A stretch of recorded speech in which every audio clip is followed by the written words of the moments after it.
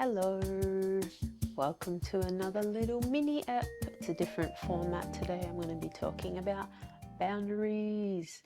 I've just been reflecting on them a lot recently, and I spent a lot of my life trying to not need anything, trying to take accountability for everything, always seeing two sides to every story. And then I guess I was trying to move beyond needs and move beyond things that would make me feel, I guess, heard and safe. I realized that it's actually super important to have needs and boundaries because they are exactly how you feel love. So recently it's been, kind of like my focus is getting pretty clear on what those are. And I've got such a tendency to give in relationships, and I just want to help and I want people to feel better about themselves. And if I notice an insecurity, I'm like the first person to just go there and just be like, I can see that, and like just pump up people's tires, honestly, because I don't feel in competition with people. I just kind of see that we all have our own flavor and all have our own essence. So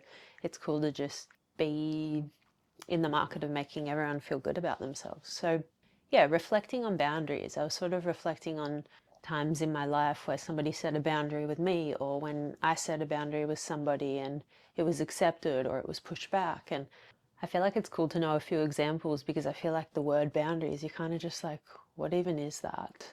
Like, it's got such an interesting energy behind the word. It's like, why would you have boundaries? Like, that just means you're protecting your wounds. We all have sensitive points and things that we stumble on and things that we're working on. I mean, if we're in the market of growing and transforming, we do. I've been sitting with the reflection of like, oh, is a boundary just like a protection of this thing? Don't touch it, don't touch it. Or is it more a, hey, I own that this is something I'm working on.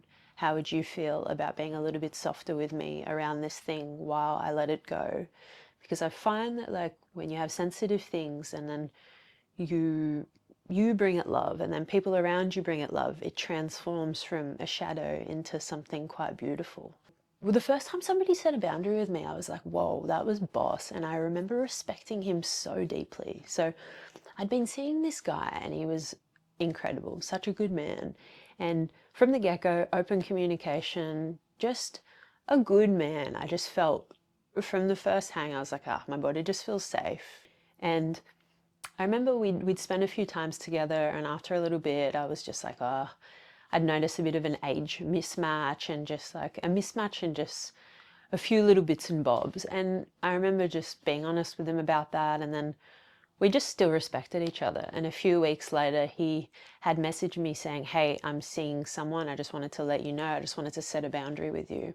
And I remember just being like, wow, that is so cool that he's doing that. He's just setting like a clear intention, just like this, respecting her, respecting himself, respecting me. And I think it just shows strong morals and just like prevention. So another expression of a boundary, I had this random kind of conversation, and this lady was trying to unpack me or break me down, we'll say, and she'd noticed that my eating patterns were different. I didn't really start my day with like bread and pastries and things like this. I was just doing life the way that I do it.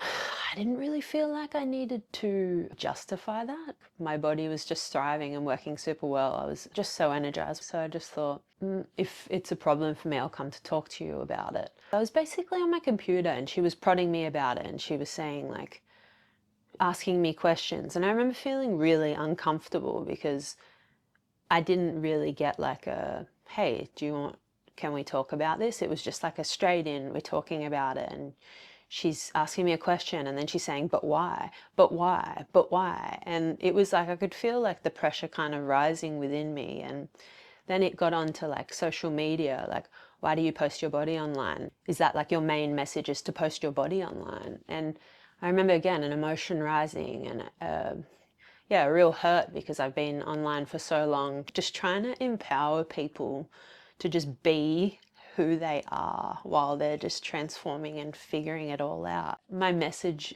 felt pretty clear to me. It's not about parading my body online and being sexy. And sometimes it is about being sexy because I feel sexy. So, but again, that's not my main message. A few hours later, I just noticed that I was feeling like a bit uneasy. I'm more somebody who, when I'm going through like an emotional thing, I like to go and sit with myself and just get close to it and understand where it's coming from. Is it touching something that is like still alive? Is this like a present thing right now that I need to tackle? Do I need to have a conversation?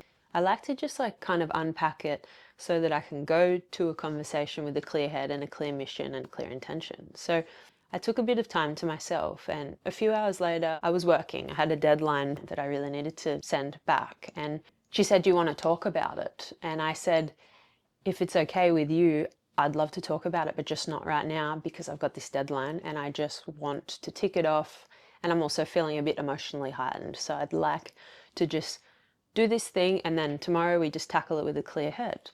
And she said to me, "So you don't want to rectify this?" And I was like, "No, no, no, I really do. I promise you I do. I'm so here for reconciliation. I'm so about that. I just want to make sure it's coming from just like a clear place." So I was just like, I'm going to get my period. So generally when I'm about to get my period, my brain works differently. I'm a little bit more emotional. I just want to come back to this conversation so clear. And I remember feeling like, whoa, what good communication. I was so proud of myself. And then bang, she started screaming at me. And I was just like, I could notice myself just like in the moment, just like all of this like shock, kind of like shock waving through my whole system. And I remember just thinking like, wow, I'm so in my truth right now. And it's like your truth can be so far-fetched to somebody else. And I'm sitting here going, is this actually happening right now? It got me thinking about boundaries and how people love your vulnerability, people love your strength until sometimes it's directed at them, and then it's just like